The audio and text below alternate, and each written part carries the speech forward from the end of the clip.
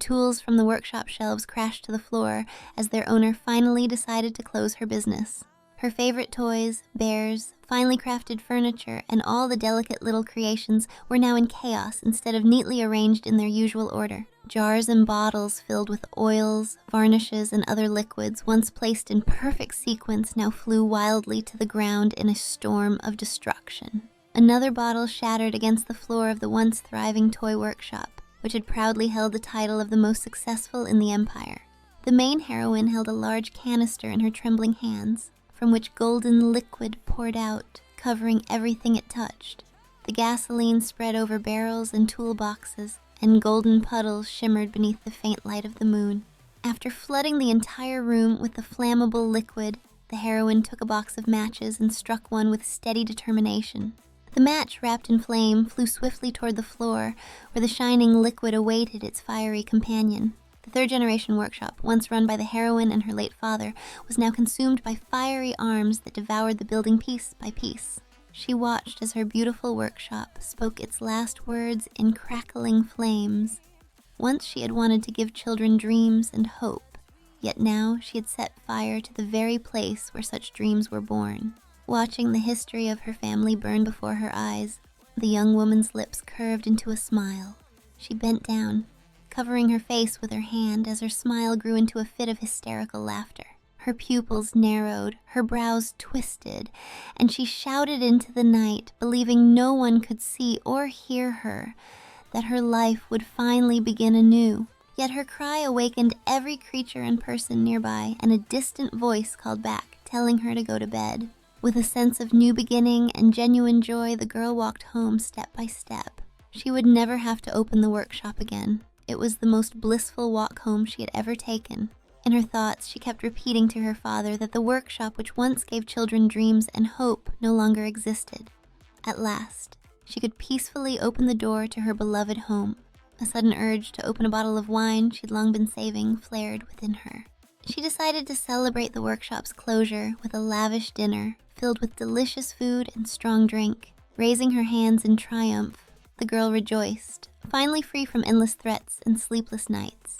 For the heroine, known as Tria, who bore no surname, had long suffered from overwork and strange, demanding clients. Once, a client offered her a fortune to create a toy the size of a real castle in just 1 week, and when she refused, he threatened to kill her. Another time, Tria witnessed cruelty firsthand. A young girl ran to her for help, fleeing from a father who sought to harm her. When asked if she had reported him, the child only said she believed Tria's own father might have done the same to his daughter. One more example came from a woman of influence, a famous author, who offered Tria a diamond, pretending it was out of kindness. But when Tria asked if the gift was truly without condition, the author revealed she wanted something in return. As Tria suspected, they only wanted to make her do their bidding.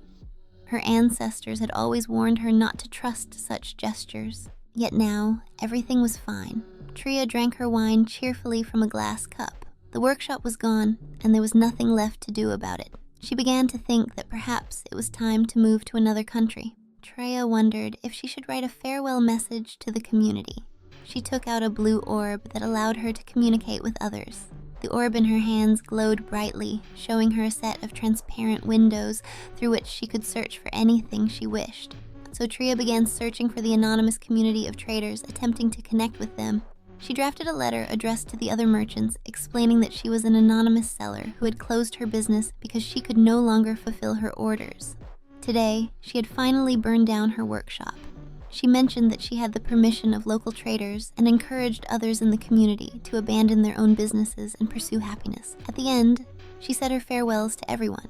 The message was successfully sent, and ironically, Tria felt a lightness of spirit after closing her business. Those had been long, exhausting days, but now she would no longer have to deal with them. Still, she apologized to her father for being such a disrespectful daughter. From tomorrow, her life would change completely. Everything seemed as it should be, yet the next morning brought something the heroine could never have expected. Overnight, where her old workshop had stood, a new, grand, and luxurious building now rose, a brand new workshop. A voice announced to the people that His Majesty had personally issued a decree to restore impoverished settlements. When the voice revealed that before them stood a new workshop, built on the site of the one that had burned, Tria recognized a familiar voice and turned toward it. It was Count Aris, smirking as he looked at her, asking if she had any problems and referring to her as a citizen. Tria could only stare at him, stunned and bewildered, for this situation was a problem of universal proportions in her eyes. In her dreams, Tria had begged for this unwanted workshop to be closed, yet it had been restored once again. The empire, known as Obelisk, had 2 cities that were both considered capitals. Hey, Pole! The city where the capital had been relocated years ago, where all the wealth and population had concentrated. And Kalia, a city that, to everyone in the present day, had become a landmark of significance. Years ago, it had been a normal, ordinary day on the streets of Kalia. On this street stood only Tria's toy workshop and the forge of an elderly man. It was seemingly a calm, typical day for the citizens strolling the old streets of Kalia. The streets were quiet, people went about their lives, engaged in their daily tasks, and some hurried along somewhere. Inside the workshop, work continued at its own pace, and the heroine was speaking with one of her clients. The client inquired about the price of a chosen toy, a small lavender-colored bear. Tria paused for a moment, remembering that a trader was expected to arrive that day. If she wanted to cover her debts, she would need to earn as much as possible. Yet she quickly dismissed the thought. Asking for more would not cover the debt anyway, so she decided to take the usual payment. Tria was about to say something else when she heard noises coming from the direction of the workshop entrance. She thought it might be the trader, but he had mentioned he would arrive either in the evening or the following morning. Regardless, Tria hurried toward the door. Yet even before reaching it, she noticed something strange in the behavior of whoever was outside and grew wary. She stopped in her tracks, listening carefully, and realized that it was definitely not the trader. This man was familiar to her. He had often complained about struggling to carry things and had made Tria hold boxes or other items in his place. A trader would normally never make such noise. The heroine wondered if she should pretend the workshop was empty, yet suddenly everything outside the door fell silent. Panic surged through Tria as she realized an unknown person had entered the workshop. She must have forgotten to lock the door. A voice from beyond the door mentioned having an order, and the heroine found this slightly suspicious. Tria decided that if the stranger attacked, she would grab a weapon. A moment later, she opened the door, wearing a forced smile. Behind the door stood a person, possibly concealing their appearance beneath a long blue cloak adorned with lavish crystal decorations. It was a man with long, deep blue hair, sharp, vivid violet eyes, and an expression that suggested he was unsettled. The craftswoman apologized for the delay and asked what order the client had come for, noting the luxurious appearance of the person before her. However, the man ignored her words and stepped closer to Tria, which startled her slightly. Even when she repeated her question, no answer came, and then the stranger's behavior shifted in an odd, unsettling way. He began coughing violently, his breathing ragged, with the cough growing increasingly intense. The stranger swayed and collapsed to the floor, racked by a relentless cough, accompanied by bleeding that Tria immediately noticed. Worried, the craftswoman rushed to him and asked if he was all right. He tried to speak, but Tria interrupted, asking if she should call a doctor. Suddenly, the stranger reached out a hand toward her. Startled, she stepped back a few paces. Through his trembling, coughing voice, he insisted he was fine and did not need a doctor. Despite the unending cough, he tried to utter a word, but almost nothing came out.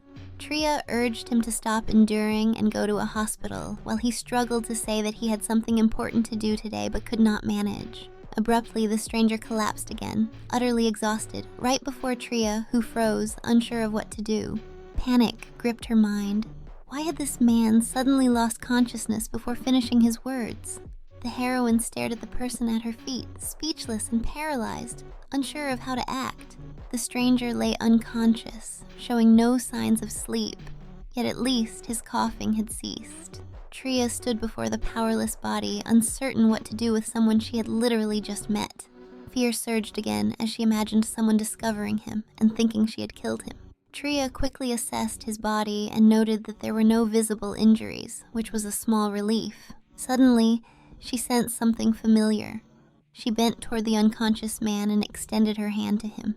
The smell she detected was unmistakably familiar, and she realized she knew exactly what it was. The heroine was certain that the man had been poisoned. There could be no other explanation. Rising to her feet, Tria thought it was extremely strange, as the poison had been made from rare ingredients unknown even to most people.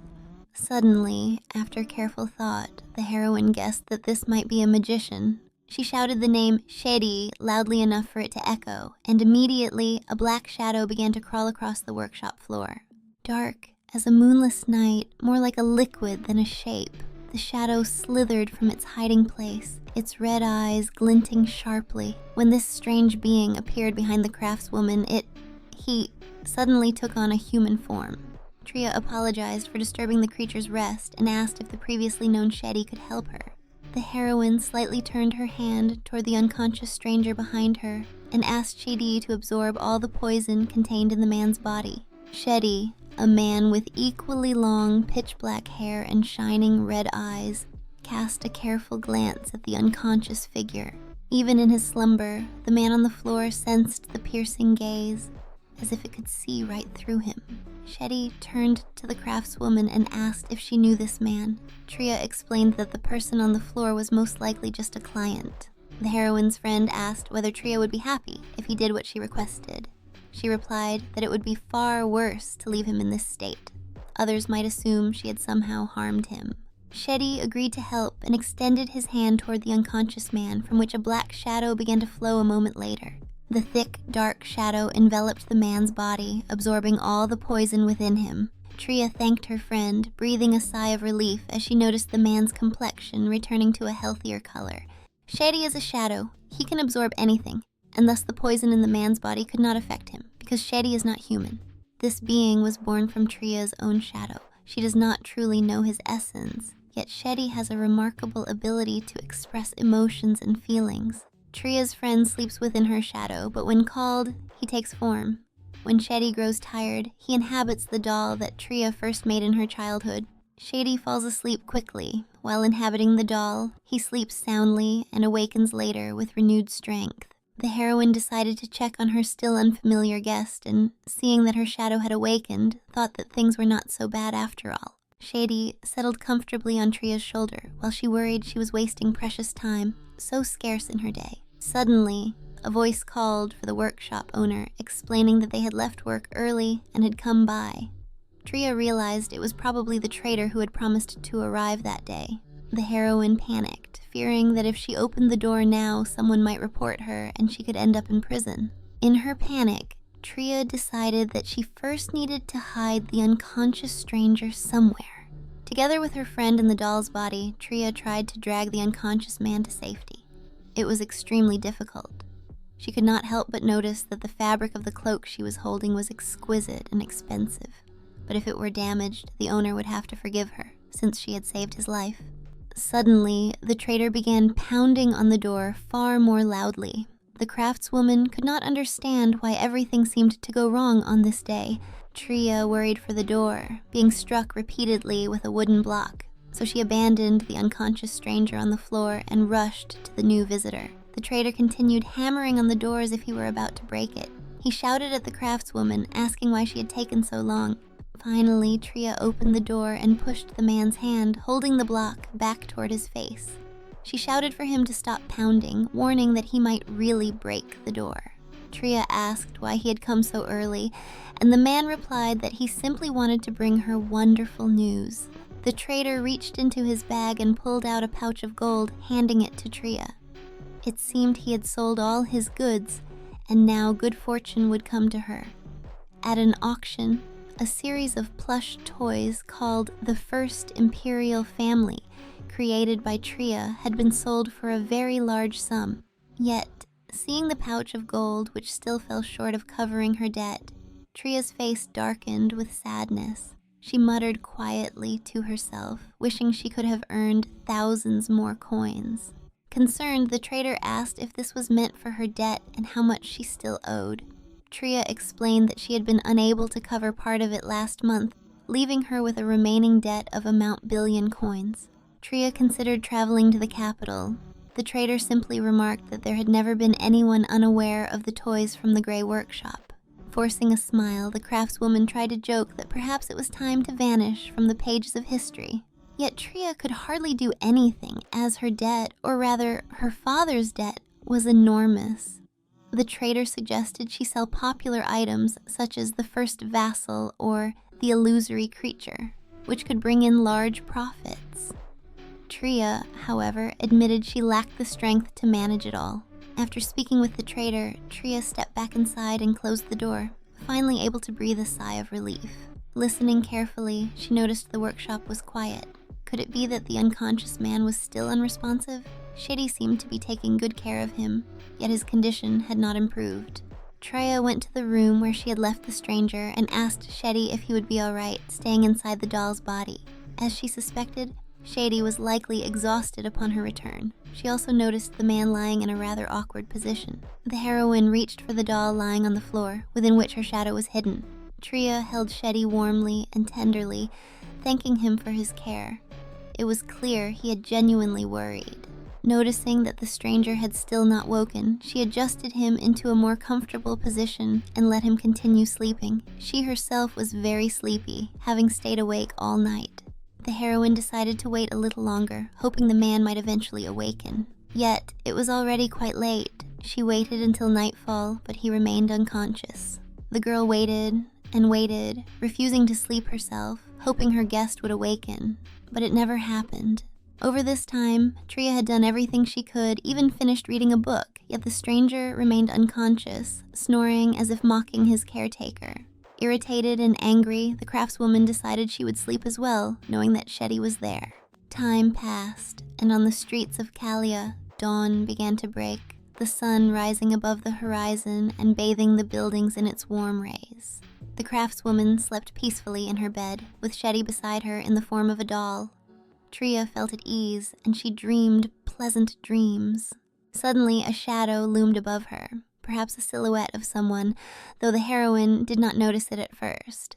Hearing a voice above her asking if she was awake, Tria opened her eyes and noticed the silhouette looming over her. She rose from the bed and saw before her the stranger who had been sleeping on the floor only moments ago, now standing and looking at her. It seemed the heroine had not fully woken or realized what was happening.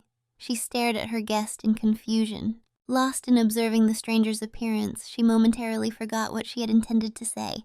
Without even thanking her, the man irritably stated that he clearly remembered her holding him, but she had not hugged him, only lifted and moved him. The girl tried politely to explain the misunderstanding, saying the man had fainted so suddenly. She had only intended to send him to the hospital, nearly becoming a killer by accident. The stranger remarked that it seemed he had ingested poison, yet he now felt nothing. Did the girl do something to his body? Tria tried to reassure him that she knew nothing, merely left him, and he had gotten better. But who would believe that? Yet the man seemed unaware of anything suspicious, confidently claiming he knew his marvelous body well enough to cleanse itself. The craftswoman was surprised at his vanity, even though he practiced magic. Had she left everything as it was, the stranger might never have woken. And he continued confidently. If his unparalleled, perfect body were in danger, it would act to protect itself. Tria could only agree, though she did not like it. She suggested he leave if he felt better, but he said he had come for an order. Tria was astonished. Why had the magician come to her toy workshop instead of a hospital?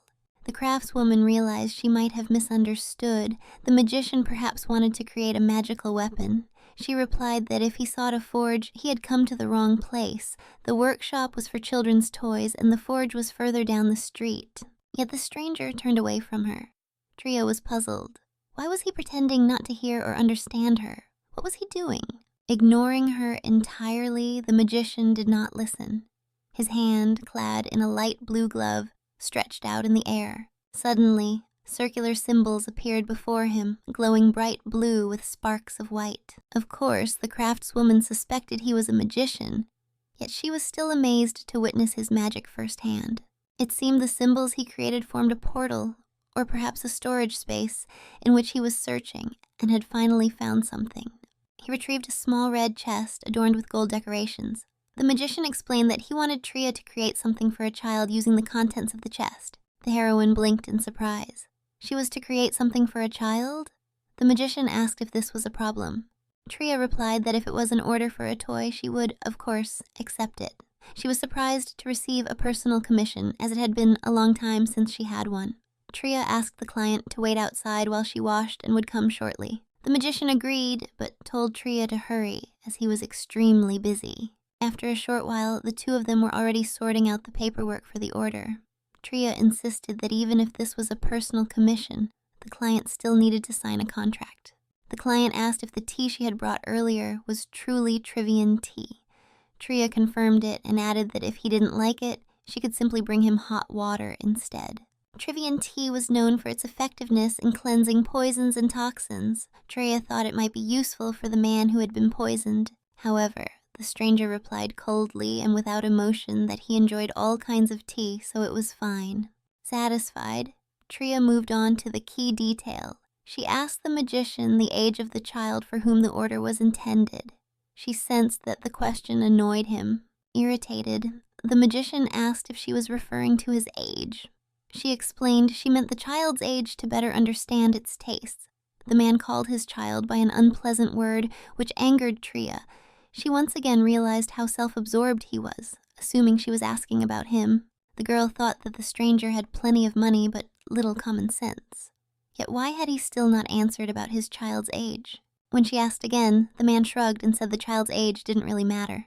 He explained that his child was approximately 1, perhaps 2, or even 3 years old. Tria turned away, trying not to show her irritation. The heroine knew such parents all too well, people who paid little attention to their children. She asked if she could at least know the child's name. The magician remained silent again, leaving Tria wondering if he even knew it himself. How could someone like this be a parent? After several minutes of silence, the stranger finally uttered a few letters, catching Tria's attention. The magician spoke the name Eliza, his face lighting up with a joyful smile and cheeks flushed with warmth. Tria was surprised and asked why he pronounced the child's name so tenderly and happily. He said Eliza, as if repeating it too many times might make the name vanish, his voice soft and gentle. The craftswoman realized that this man was not the type of parent who merely appears good on the surface. She then asked about the child's gender. The magician answered that Eliza was a girl, and Tria carefully noted every detail as their conversation continued. After a while, Tria admitted to herself that she had misunderstood the man. He was clearly not one of those parents who only seem good outwardly. She marveled at how this stranger could be unaware of his child's preferences. He did not even know basic things like her favorite color, food, or toy. Tria thought it would have been far better if someone who truly cared for the child had come instead. Yet the fact that the person who had been poisoned had come to her workshop rather than a hospital suggested a real parental instinct, didn't it? Tria thought it would have been far better if someone who truly cared for the child had come instead. Yet the fact that the person who had been poisoned had come to her workshop rather than a hospital suggested a real parental instinct, didn't it? Tria asked why the magician wanted to create such a gift for his daughter. The man was surprised by the question and looked at Tria with a mix of confusion and hesitation, as if he were considering his answer. Yet his response was no different from before. He admitted that he didn't know, and questioned why he had even come to the workshop in the first place. Tria felt embarrassed and stared at him, full of questions, unable to understand his answer. The magician explained that he had come because his servant suggested giving the child a gift, but now he thought it was nonsense. His child had no real interest in a gift from a father who didn't even know the answers to simple questions. Without letting him finish, Tria interrupted and contradicted him firmly. She insisted that there were no children in the world who didn't appreciate attention from their own parents. Tria asked if he had truly never given such gifts before. She reasoned that if the magician named his child smiled and hugged her, Eliza would immediately be much happier. The craftswoman assured him that Eliza would definitely be delighted, and even suggested they could bet on it. The client and Tria discussed the order in detail until evening, seemingly finishing only when the sun began to sink behind the horizon. Finally, Tria asked if she could choose the design of the gift herself. The magician replied that it was up to her, as she understood children's wishes best. Tria felt flustered and clenched her fists. It was a heavy responsibility, though she tried not to show it. She agreed, and explained that she knew what children wanted because everyone had once been a child, longing for something deeply, even if not all children received what they desired and could do nothing about it. Suddenly, Tria remembered the box the magician had given her, asking her to create something from its contents. Curious, she wondered if it contained fabric or other materials, perhaps glue. She reached for the box and opened it. She expected to find typical toy-making materials, but what she saw surprised her, and she quickly closed the box. The gentleman in the blue cloak asked if everything was okay or if she had a problem. Tria exclaimed that the box contained precious gems, from which it would be nearly impossible to make a toy. There were several reasons why using gemstones to make a toy was not only difficult but essentially impossible. First, gemstones are far more fragile than other materials and can easily break under pressure. Second, because gemstones shine so brightly, children might mistake them for sweets. Of course, there were other reasons, but these alone were sufficient. The magician, irritated, asked if it was really so difficult, implying that his daughter might not receive the gift. Tria tensed, thinking the man was being reckless. Angered further, the stranger asked again if it was truly so hard to make such a gift. Tria flinched and felt intimidated by his frustrated expression. She quickly explained that it wasn't exactly difficult, but gemstones were an unusual material she had never worked with. She tried to say more, but he interrupted, stating a sum of 10 million coins. The magician promised to pay a sum large enough to cover any losses. Could a craftswoman who had never worked with such materials really refuse such an offer? However, she thought that if she looked more closely at all the gemstones, she could see they were quite sturdy and large, so everything should turn out fine. Suddenly, the stranger added that if he liked the final product, he would double the payment. Tria replied that she believed she could handle it. The craftswoman realized that with 20 million coins, she could easily cover her debt. But her thoughts were interrupted when the man said he would return in a week. Finally, she asked if she should make several toys. The stranger, already preparing to leave, said that 2 toys would be enough, and after that, Tria could decide for herself. The magician snapped his fingers and warned that if she made toys of poor quality, she should be ready for the consequences. When he snapped, symbols appeared beneath his feet, glowing brightly in white and blue light. The magician then looked at Tria and said he would return with his daughter, Eliza, exactly 1 week later. After the magician left, a flurry of papers remained, flying chaotically through the air. Once he was gone, Tria wondered why a powerful magician couldn't simply create the toy with his own magic. She paused to consider her question and arrived at a strange, perhaps true, conclusion.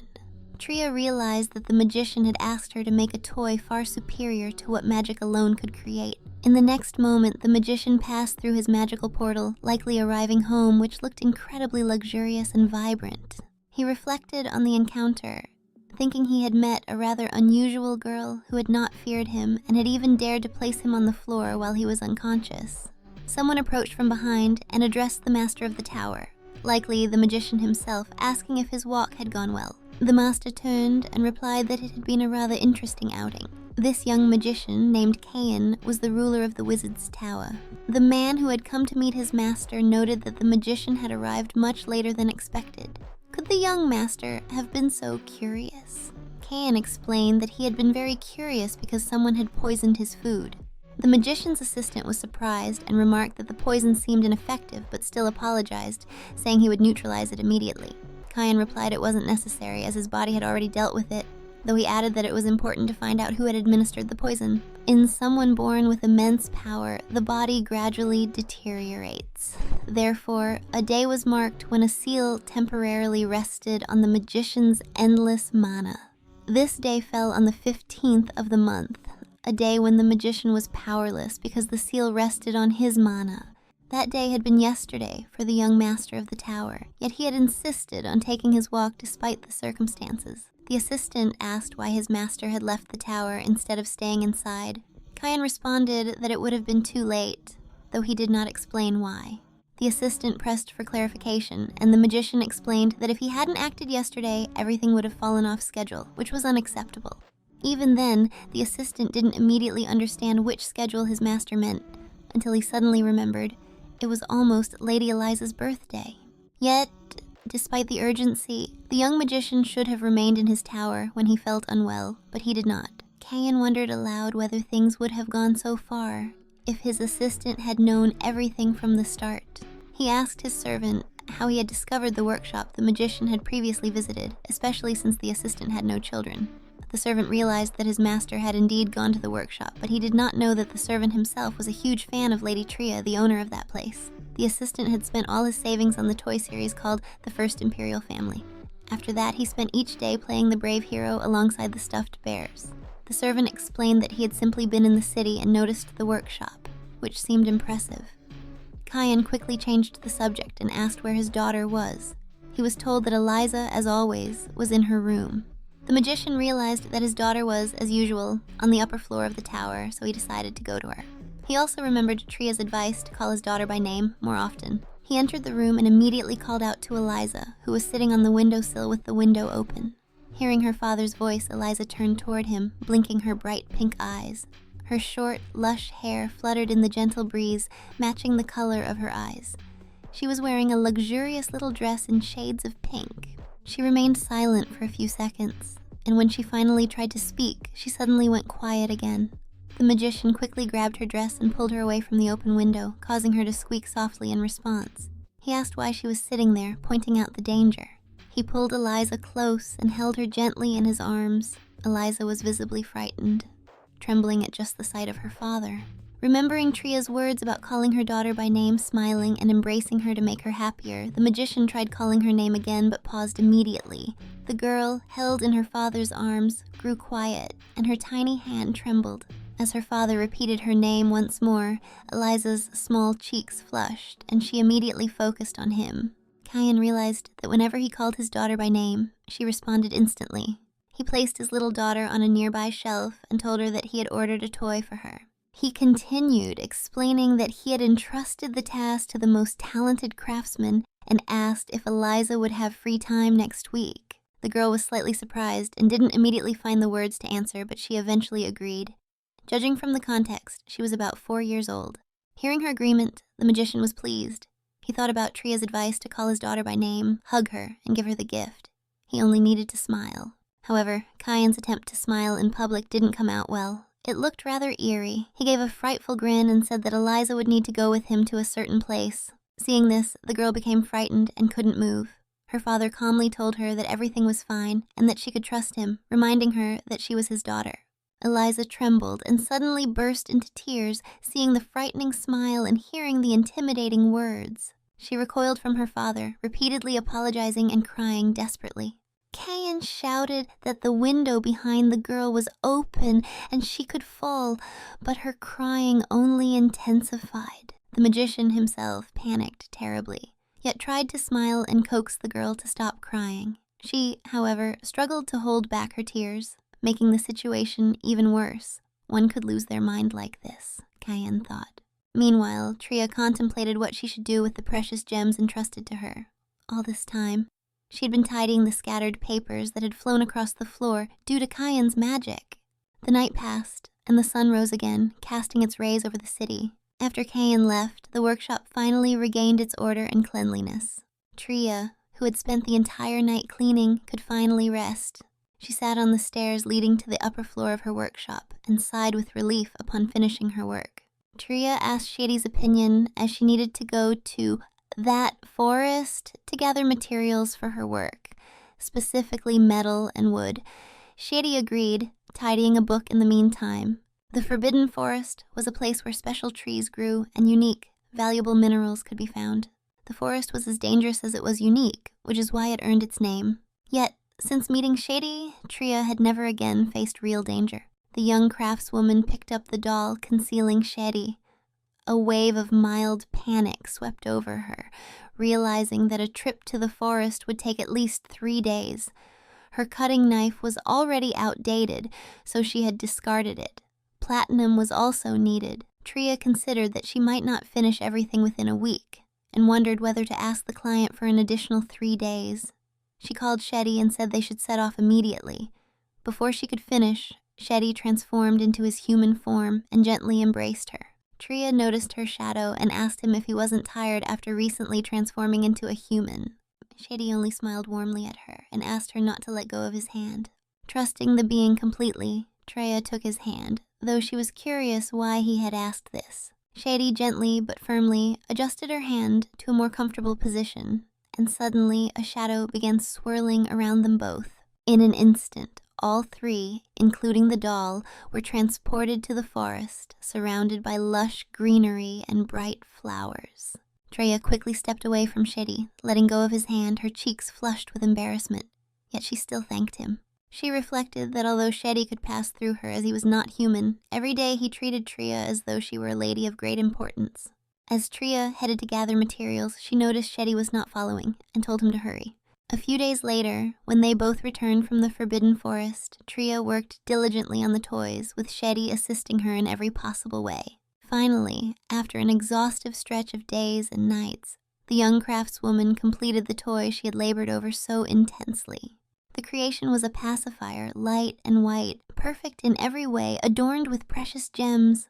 Crafted from platinum and rubber derived from forest slime, this was a completely different level of work.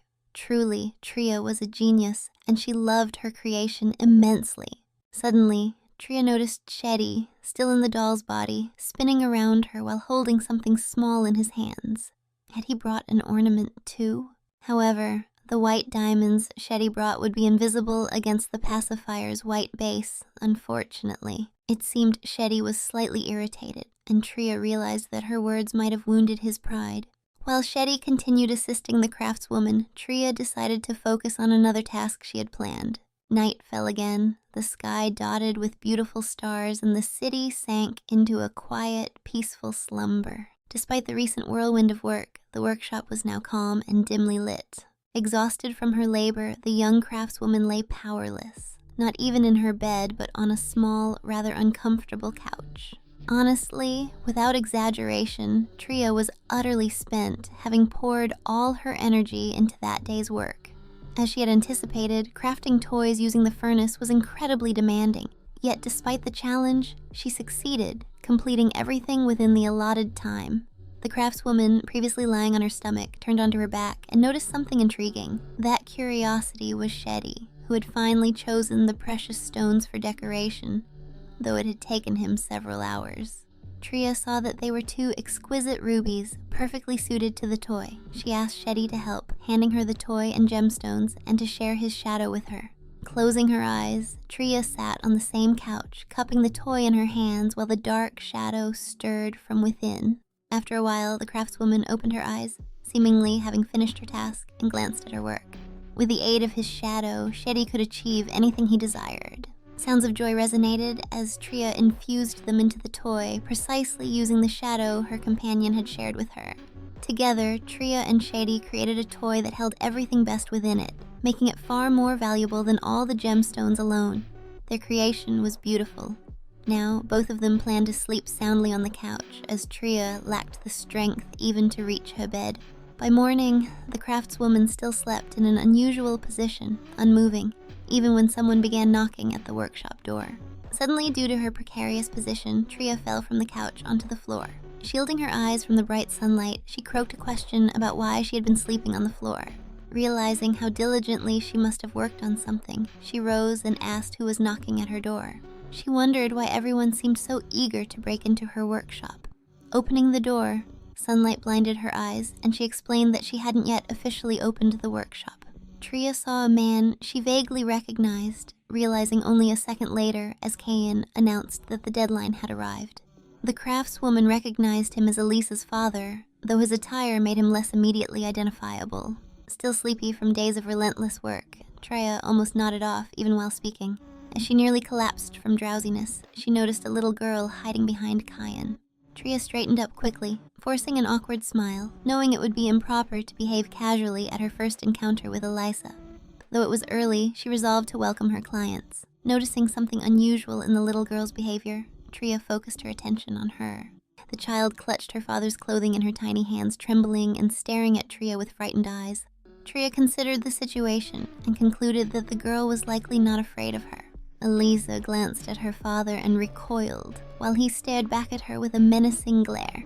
Seeing her father's expression, the little girl froze in place, trembling even more, tears welling in her eyes. Watching the scene unfold, Tria felt a surge of shock and looked at Kayan with disapproval in her eyes. Could what she was witnessing really be domestic abuse? The little girl trembled, nearly crying as she stared at her father, pulling her tiny hands, clad in white gloves, back toward herself. Kayan's deadly, terrifying gaze consumed his little daughter, intensifying her fear. Convinced this might be abuse, Tria grew anxious, and long-forgotten scenarios began flashing through her mind. Suddenly, the craftswoman interrupted the tense moment, apologizing as she drew the attention of the people before her to herself. Despite her exhaustion, Tria could not ignore a situation that might involve harm. She positioned herself in front of Elisa, shielding the child, and said that so Tria referred to the girl as their Elisa. Little one seemed a bit nervous. Taking the girl's tiny hand in her own, Tria suggested a walk with Elisa, using the opportunity to introduce her to the toy. The craftswoman added that spending some time alone with the little girl would help her better understand her preferences. Kyan's face twisted further, his intimidating gaze unnerving even Tria. He did not appreciate being told their Elisa. Tria tensed and quickly corrected herself, nervously clarifying, his Elisa. She thought that this man knew nothing of social etiquette. Holding Elisa's small hand in hers, Tria observed as Kyan looked on, lost in thought. The craftswoman considered asking permission or speaking further, but a sudden bright light, one she had seen before, blinded her. Kyan used his magic again, vanishing almost instantly and leaving Tria alone with his daughter. Hoping she hadn't sounded too harsh, Tria returned her attention to Elisa and greeted her after Kyan's departure. She noticed the girl's unease at the presence of an unfamiliar lady speaking to her. Extending her hand, Tria introduced herself, explaining that she was the owner of the toy workshop, and invited Elisa to talk inside. Elisa's pale cheeks flushed a soft pink as the stranger took her hand, yet the girl still agreed. Tria thought the girl looked very small. How old could she be? Perhaps too young for a pacifier. She asked Elisa's age and whether she liked cookies with milk. The girl replied that she was 4 and that she did indeed enjoy cookies. The craftswoman bristled, recalling Kyan's earlier claim that the girl was only 1 to 3 years old. Clearly, he knew nothing. Once inside the workshop, Tria invited Elisa to sit on the couch and wait a moment. Soon, Tria returned with a plate of delicious cookies and a glass of milk. The craftswoman explained that she wanted to show something to little Elisa, feeling both shy and a little surprised at her own words. Unsure whether the girl would like what she had made, Tria nonetheless prepared to present the toys to Elisa. She placed a cushion before the girl, displaying a pacifier and rattles crafted from platinum adorned with gemstones. Tria noticed a peculiar expression on Elisa's face, making it difficult to tell if the girl liked the toys at all. Nervously, Tria muttered that perhaps these toys were too childish for a 4-year-old. Instead, Elisa pointed to the toys before her, her expression quickly changing as she prepared to speak. Her eyes sparkled brightly as she asked whether the toys with precious stones were expensive. The craftswoman was taken aback by the question and stared at Elisa for several seconds, mouth agape. Yet Tria replied that indeed the toys were expensive, as precious stones had been used in their creation. Elisa responded quickly without hesitation, saying she liked the toys because she could sell them and earn money. Tria had never expected the conversation to lead to money. The craftswoman tried to reassure the girl by showing her the beautiful stones on the rattles, but Elisa instead dreamed of saving money and running away from home. Tria froze at Elisa's words, unable to find the right response. She was genuinely shocked by what she had just heard. Could it be that Elisa was thinking of running away from home because of possible domestic abuse? The craftswoman began speaking, trying to draw the girl's attention to herself instead of her money-driven thoughts, and Elisa quickly shifted her gaze to Tria. Tria asked whether it could be that Elisa's father hurt her, perhaps by yelling at her or even hitting her. Observing the girl's reaction, Tria realized that Elisa's fear from such simple words was alarming. Tria assured her that she was entirely on the girl's side, and Elisa could speak freely. Doubting this, the little girl asked if the craftswoman was truly on her side. From Elisa's reaction, Tria sensed that there was indeed a problem. The girl seemed afraid to speak the truth, stammering as she tried.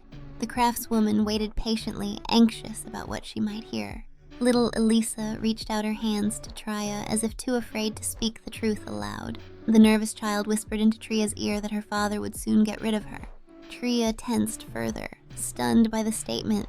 Kyan had always called his daughter's name so tenderly. How could this be? She wondered just how serious the situation was if Elisa confided in a stranger.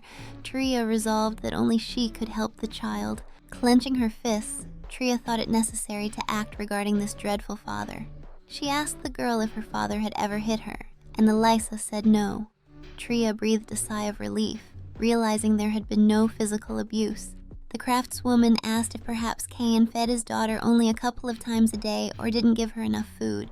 The girl replied that her father fed her 3 times a day, gave her milk, and even offered chocolates and cookies.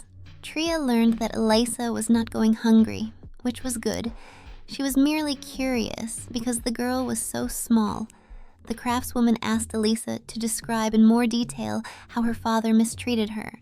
Tria saw that the girl was nervous, understandably finding it very difficult to explain to a stranger. The little girl said she would tell her, but no one else could know, and Tria agreed, listening intently. Elisa explained that she was a fake, without clarifying exactly what she meant, adding that her father would get rid of her if he found out. The girl pressed herself against the craftswoman's hand, looking very sad as she spoke about needing to save money. Tria didn't fully understand the child's words and froze, trying to process what she had just heard. She sighed in relief upon realizing it wasn't abuse, but rather a difficult family situation. She wondered if there was any way she could help. Tria thought that had she known it would be like this, she might have slept a little longer. The craftswoman leaned back against the couch, deep in thought, realizing that Elisa might have no other guardian. Nevertheless, Tria believed that Cain would hardly get rid of the little girl. He wasn't evil, just a somewhat unusual person. Elisa continued speaking, hoping that the craftswoman could help her, but Tria replied that she only knew how to make toys. How could she possibly help? The girl insisted that this was exactly what she needed. Tria was surprised and focused her attention fully on the little girl. Little Elisa smiled innocently and sweetly at Tria as if she were an angel.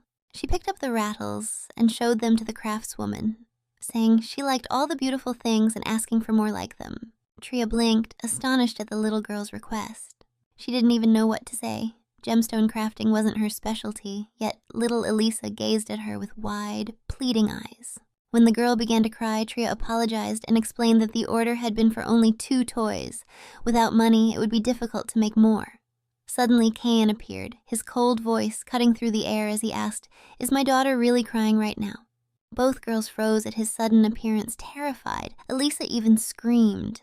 Cain fixed a terrifying gaze on Tria and mockingly asked why the craftswoman had allowed their Elisa to cry. The little girl trembled with fear, and Tria wondered if Cain had deliberately emphasized the word "there." Elisa turned to Tria and asked if she was really on her side. The craftswoman nodded, reassuring her that she always stood with children, and the girl looked at her with pleading eyes. Yet Tria herself was nervous, unsure of what to do, certain that Cain would demand an explanation.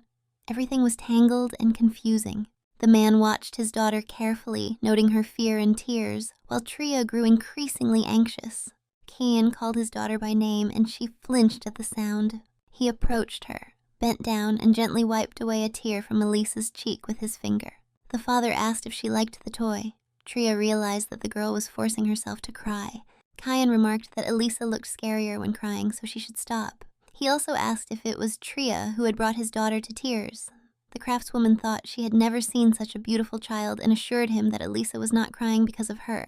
Cain then noticed the toy in his daughter's hands and examined Tria's craftsmanship, acknowledging that she had genuine talent. Observing the toy, one could see it contained no impurities or sharp edges. This seemed to be the first time Elisa genuinely expressed liking something. Cain looked up at Tria and said he wanted to order several more toys for Elisa to play with. Despite the generous offer, Tria regrettably could not accept a personal order. She feared that Cain, with his power and wealth, might harm her if she failed.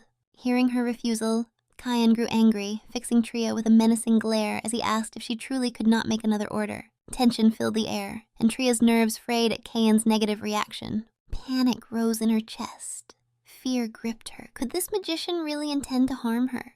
The craftswoman wanted to call shady, but suddenly Cain extended a hand holding important papers. He handed her payment for her work, an amount several times larger than expected. Tria took the money, and the man explained that 10 million of it was the promised sum while the rest was in advance. Holding such a vast amount of money, the craftswoman paused, considering Cain's proposal.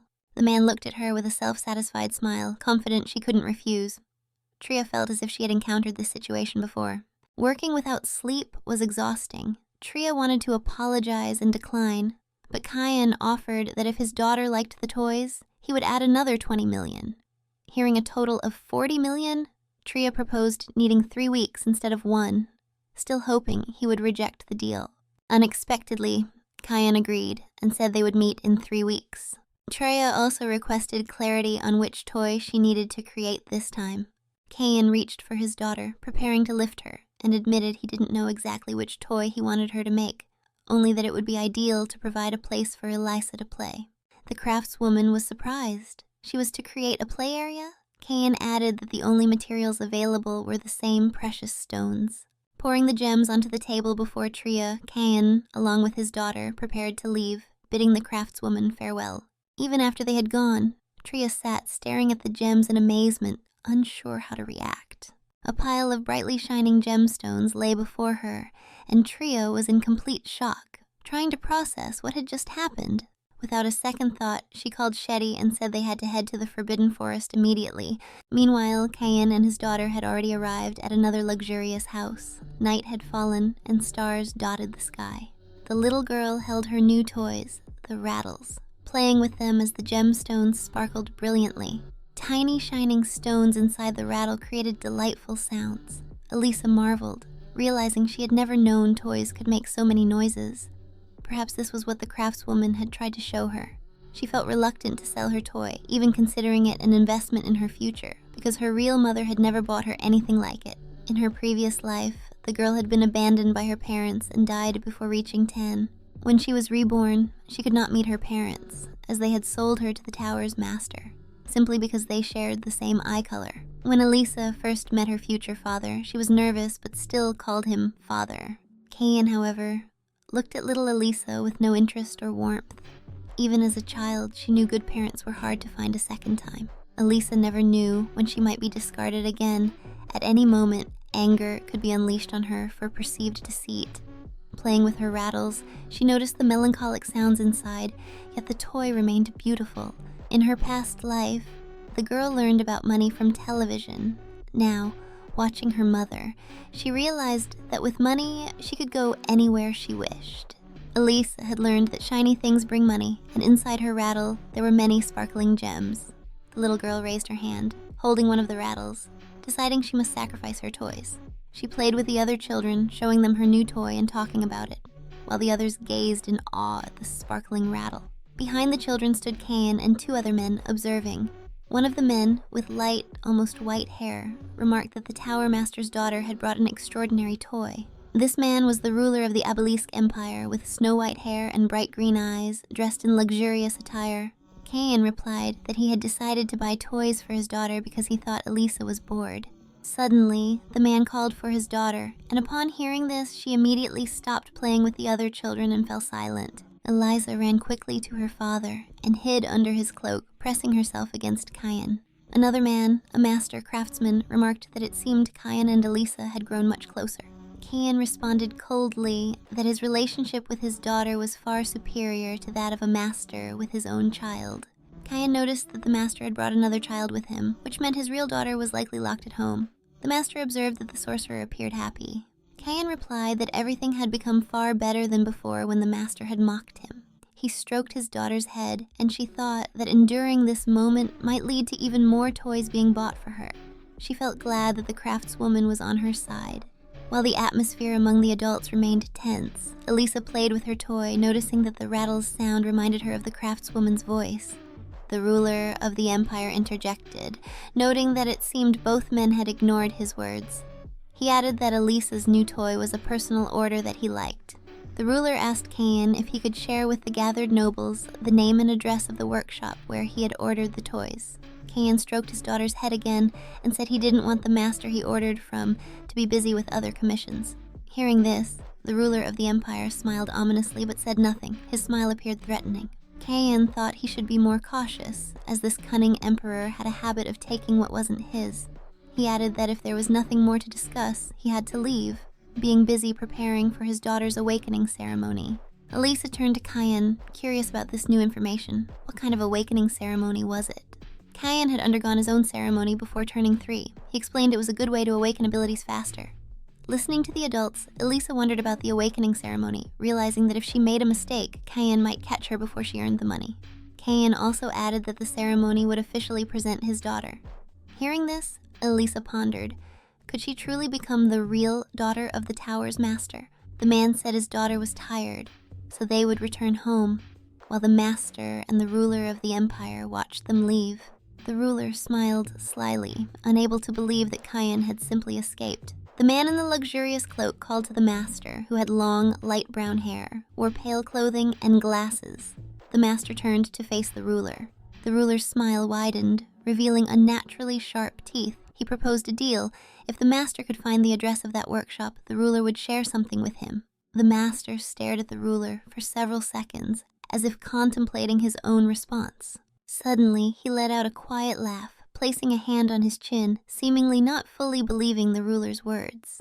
The master replied that he would sooner believe the sky was not blue but actually red than believe that the ruler's soul was not dark.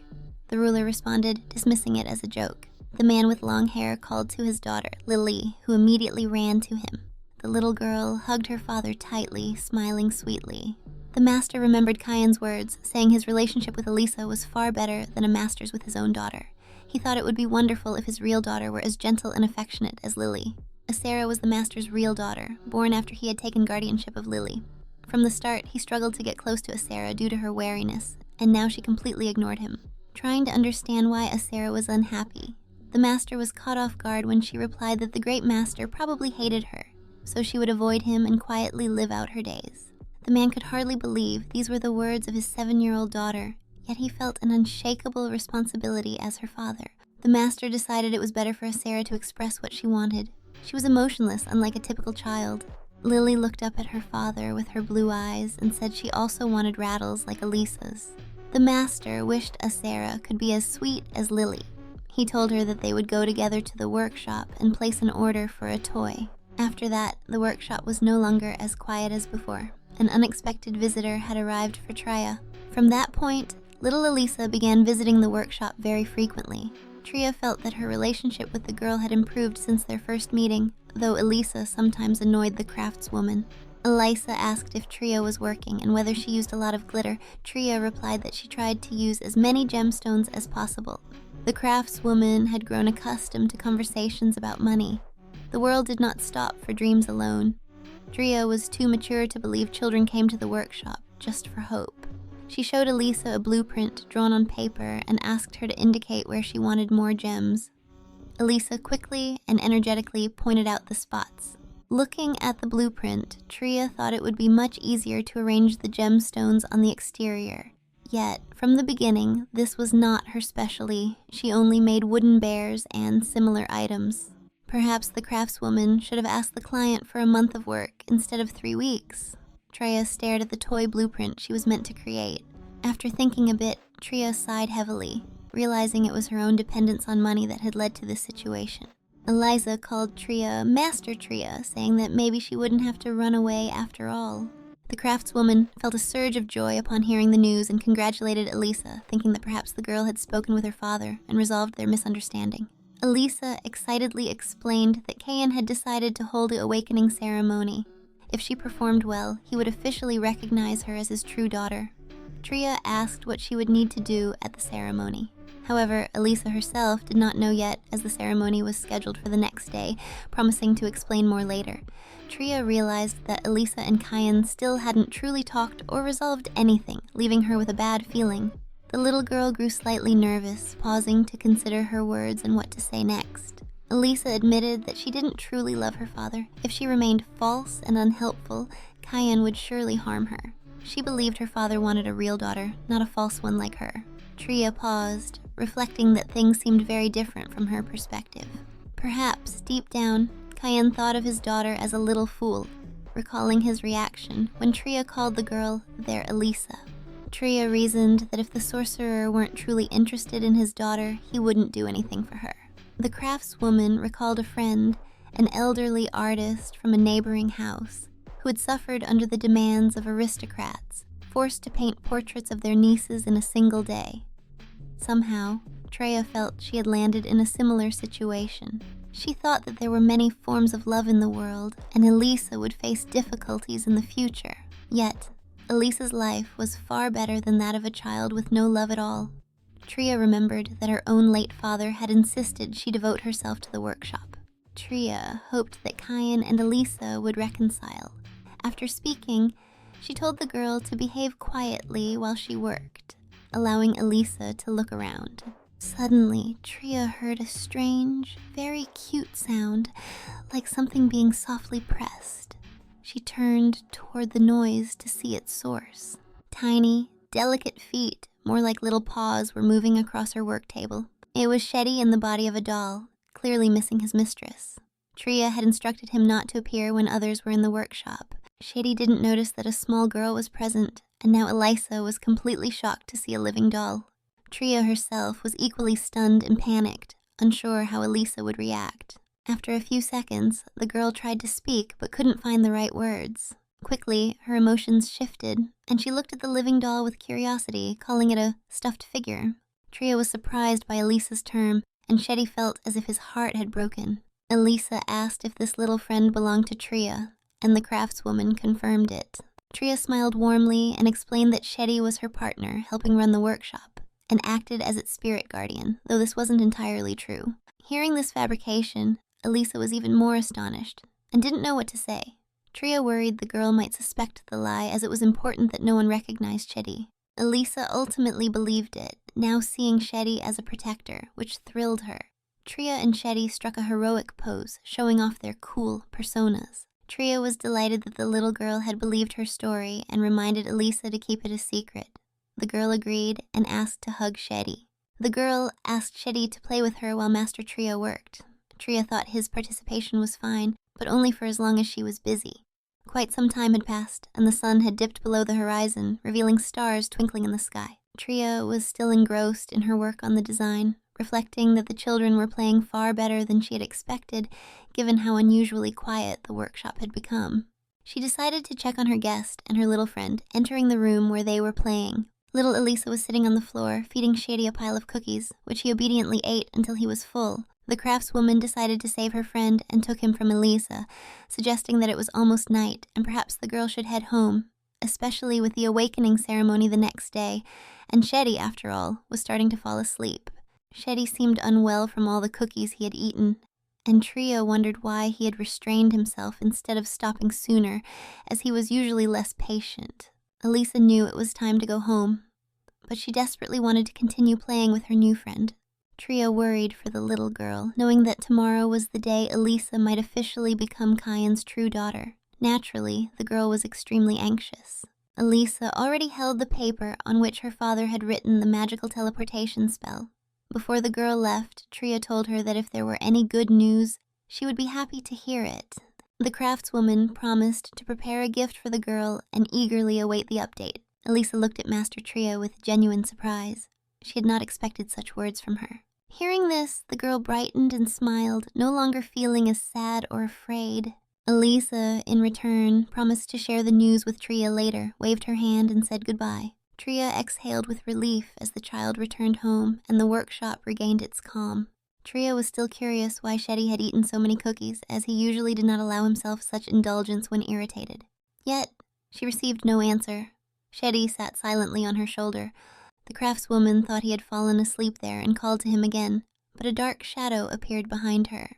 Shetty transformed into his humanoid form, standing just behind Tria. He had played with the child because the craftswoman cared for her.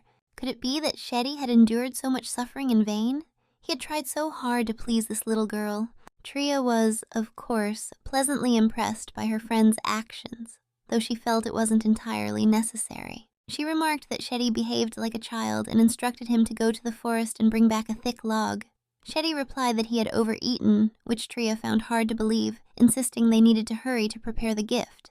However, the little guest did not return to the workshop the next day, nor the day after, nor even a week later. Meanwhile, the tower maintained a relatively quiet, though slightly tense atmosphere. The sorcerer sat at his desk in his study, occupied with some important matters, with documents spread before him. Kyan thought that the task he was handling would take some time. His assistant informed him that it was time for the meeting and suggested he head to the workshop. He had expected it to be today, but it was already late. After some thought, he decided it would be best to retrieve the toy and wait. Kyan announced he would go first, and magical radiant beams appeared in the room, created by his spell. In an instant, the tower's lord and his assistant were transported to another location by magic. The sorcerer noticed that every time he entered the workshop, there was always the familiar scent of wood and metal. His assistant, meanwhile, was curious to see what Master Tria's workshop truly looked like. Kyan observed that the workshop door was open and told his assistant to wait outside. The sorcerer stepped into the small courtyard in front of the workshop. Seeing that no one was there and no one came to greet them, Kyan could hardly believe the workshop was unattended. Suddenly, he stumbled upon something unusual on the ground. It was a hand. Kyan saw the craftswoman lying unconscious on the floor and was shocked to find her there. The man wondered why his daughter liked this girl so much, as Tria appeared ordinary in every way. Moreover, her name sounded so precious. Kyan bent down to the girl and asked if she had died, calling her name to wake her. He noticed that her breathing was shallow and that her face and hands were swollen. Kyan touched the unconscious girl's face, intending to do something, but suddenly heard footsteps. A servant of the tower's master burst in, insisting that he too wanted to enter. The assistant saw a terrifying scene. The tower's lord crouched over the girl's unconscious body. He shouted that his master could not possibly be a killer. Kyan turned to his assistant and told him to be quiet, insisting he had not done this. He added that the girl had already been lying on the floor and suddenly realized something. Kyan thought, "What on earth am I doing?" touching this insignificant girl covered in soot. The assistant sensed the magic in the room. Kyan justified himself, saying he had only used a little regenerative magic when he feared the girl might die before he retrieved his order. Suddenly, Kyan shouted that his assistant could not understand because he was focused only on toys, which deeply offended the servant. The two men argued, probably able to continue all day until they finally stopped. The sorcerer's assistant exhaled heavily, his face red from the quarrel. The lord of the tower was in a bad mood, and Mistress Tria still could not come to her senses. The assistant had never entered the workshop before and immediately encountered this distressing situation. He was terrified, as the tower's master continued to glare ominously and remained silent. Suddenly, a tired and raspy voice came from the craftswoman, who seemed to have just regained consciousness. Tria rose from the floor, feeling pain in her neck and the chill of the air, still unsure of her surroundings.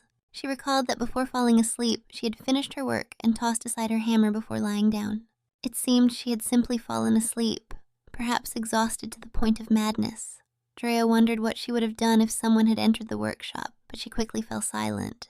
The girl noticed an unknown man near her and squeaked, while he greeted Mistress Tria with a sparkle in his eyes. Turning her head, she then saw the tower's lord and became even more astonished. Kyan looked at the craftswoman and asked if sleeping on the floor was her hobby. Tria thought that her exhaustion was indeed caused by Kyan. She replied that she had forgotten about the work deadline and assured him everything was ready now. The craftswoman explained that she had completed the play area for the little girl the day before. She asked why Elisa had not come with her father, but Kyan told her to first show the finished toy. Tria agreed, though she still worried that something might have gone wrong. The craftswoman approached a large object covered with cloth and said there was no need to go far to show her finished work. She had covered the small playhouse to protect it from dust. When the cloth fell, revealing the new toy, Kyan and his assistant studied the craftswoman's work with curiosity. Tria presented her first large-scale creation, which had turned out exceptionally well. She added that it would be ideal for Elisa to see it first. The sorcerer's assistant, clearly impressed by Mistress Tria's work, said that Elisa would be thrilled, and it was a pity she wasn't there to witness it. Tria asked the new guest, whom she hadn't seen before, who he was. He replied that he was the Tower Lord's adjutant, named Fabre. The craftswoman slightly tilted her head and asked about the Tower's Lord. Fabre first glanced at Kyan, then back at Tria, wondering if she truly didn't know the Tower's Lord. Tria tried to appear calm, and as if she didn't know. Kyan seemed displeased by this revelation, but ended the idle chatter, wanting to ask a question. The sorcerer pointed at the dollhouse and asked if it was made of marble. Tria waved her hand and explained that it was crafted from wood resembling marble. From the outside, it looked like ordinary wood, but inside it was white like marble, and its grain formed natural rings. Marble would have been superior in quality, but it lacked absorbent properties. The wood Tria chose could be combined with other materials and was safe for a child, though difficult to work with. Without Shetty's help, Tria would have struggled to shape the wood. She explained that she made the house with the theme of a hideaway. Kayan looked at her in surprise, unsure why the theme was hideaway. Tria continued, explaining that children sometimes need time alone, which was the essence of her design. She believed that Elisa especially needed a space to hide from her father, whom she feared. Looking inside the dollhouse, one could see a night sky with windows and doors. A child could retreat inside if she wished. As Elisa had wanted, Tria embedded stars inside the house using white gemstones. She hoped the little girl would love it and reconsider selling it. After the men saw the toy, Tria wanted to know where Elisa was. Kayan replied that she was in the middle of her awakening ceremony. Tria was puzzled, thinking the ceremony had already happened a week ago. Kayan explained that sometimes ceremonies could occur quickly in just a few days, though the longest recorded ceremony had lasted 4 years. The craftswoman froze in shock, unable to find words to describe the situation. Clenching her fists, she demanded to know what actually happened during the awakening ceremony. Tria knew that Elisa had planned to return immediately after the ceremony, the next day, but the girl had no idea how long it would actually last. Kayan clarified that, simply put, it was a ceremony where Elisa learned magic. If she was truly his daughter, she couldn't avoid it. The craftswoman kept asking questions, her curiosity about the event growing with every answer. Tria's attention was drawn to Fabre, and she turned her head toward him. The man explained that this was an exam in which the girl had to find her way through a labyrinth created using ancient magic. If Elisa truly possessed mana, she would inevitably find her way out. Hearing about the ancient spells, Tria was even more astonished and didn't know how to react. At that moment, the craftswoman recalled Elisa's words. If she wasn't useful as a fake, Kayan would harm her. Tria barely managed to speak and asked if little Elisa was only 4 years old. With concern, Tria asked if the labyrinth Fabre mentioned guaranteed safety for anyone entering it. Fabre reassured her, telling her not to worry. Children aged 3 to 4 with mana routinely underwent this exam. If they awakened their powers, they would find the exit. Kayan's assistant had completed it at 4 as well. Still, Tria remained deeply concerned and decided to ask another question. She asked what would happen if little Elisa had no mana. Would she be able to escape the labyrinth? The sorcerer's assistant was stunned by the question and froze. Fabre considered how to answer and began to feel slightly anxious. He explained that the labyrinth was entirely made of mana. If someone had no magic at all, something terrible would happen.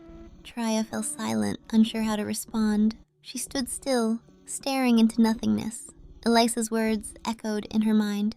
She remembered how the little girl had rejoiced, thinking she might not have to run away because if she performed well in the awakening ceremony, she would be recognized as Kayan's true daughter. Tria understood that this wasn't ordinary sympathy. Elisa's fear reflected her past. Her father hadn't exactly hated her, she just feared being abandoned. In truth, the girl didn't want to run away. She only wanted to know she could receive love. Tria realized she had overlooked a mistake, but could she even intervene? She knew nothing about magic. What if her interference made things worse? Or what if nothing could be done at all? Meanwhile, Kayan returned his attention to the toy, glancing at it once more to ensure everything was in order. Tria decided she had to act and called the tower's lord. Kayan looked at the craftswoman and asked what she wanted, assuring her that the work was excellent and that Elisa would certainly love it. Tria knew he understood that Elisa was truly his daughter. She had thought him a mere aristocrat, but learning he was the tower's lord reminded her of all the rumors surrounding him. She had heard people say that the tower's lord enjoyed sending those he disliked to hellish places. Yet even so, Tria felt it would be wrong to involve these rumors now. Kayan remarked that he also liked the toy she had created. The tower's lord handed the craftswoman the promised 20 million, with the rest, 50 million, set aside for a new toy for the child. Tria understood that no matter how expensive a toy was, it would be worthless if the child never used it. Kayan tilted his head slightly, surprised that the craftswoman refused payment. Toys without owners were the saddest things in the world. Tria knew this. The reason she continued her craft was that she wanted children to use her toys with smiles on their faces. The craftswoman didn't want other children to be like her, sad and abandoned. Tria asked what would happen if Elisa couldn't get out of the labyrinth, which clearly shocked Kayan. His expression changed instantly. He grew angry and irritably asked what Tria meant. Tria felt fear, but she clenched her fists and reassured herself to be brave. She asked what would happen if Elisa had no mana. Kyan grew even more furious and demanded again what the craftswoman was talking about. The tower's lord stepped closer to Tria and asked how it was possible that his child might not have mana. Tria agreed, noting that Kyan and Elisa were very similar.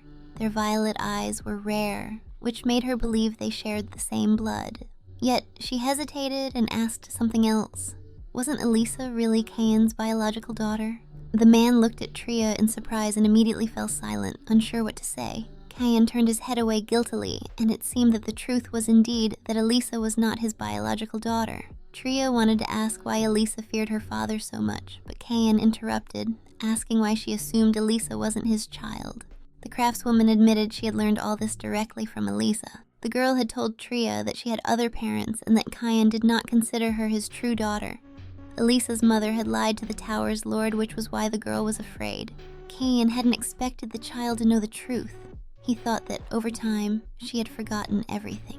He himself had always known. He had never had a biological daughter. He recalled the moment he first met Elisa. A very frail woman had assured him that the little girl was his daughter since she shared his vivid violet eyes. Surely they looked alike. Of course, Kyan hadn't believed it, as he was encountering such a situation for the first time. He had seen the girl, noting that she had turned pale from fear, so much that she could barely breathe. Kyan understood that if he didn't take the girl and protect her, her real parents could harm her. The street where the tower's lord now stood had always been home to the homeless and the poor, a place where children died whose names no one even knew. If this situation didn't change, caring for these children could become nothing more than a suffocating poison. The tower's lord thought it all meaningless and prepared to leave.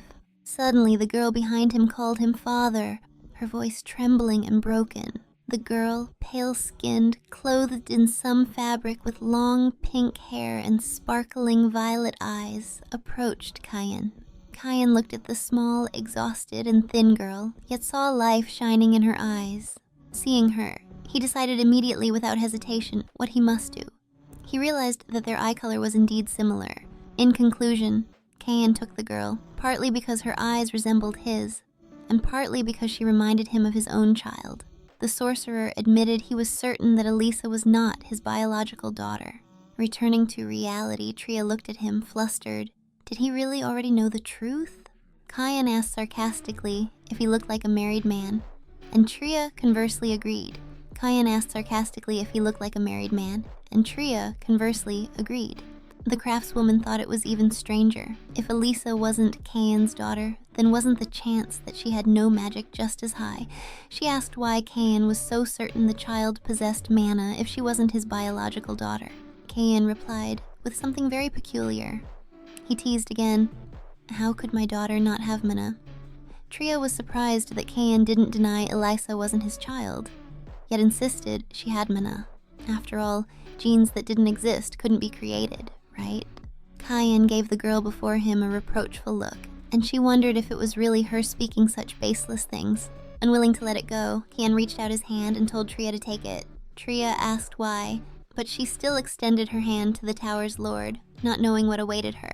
Suddenly, she and Kyan were enveloped in glowing beams, with a blue shimmer that made their eyes sting slightly.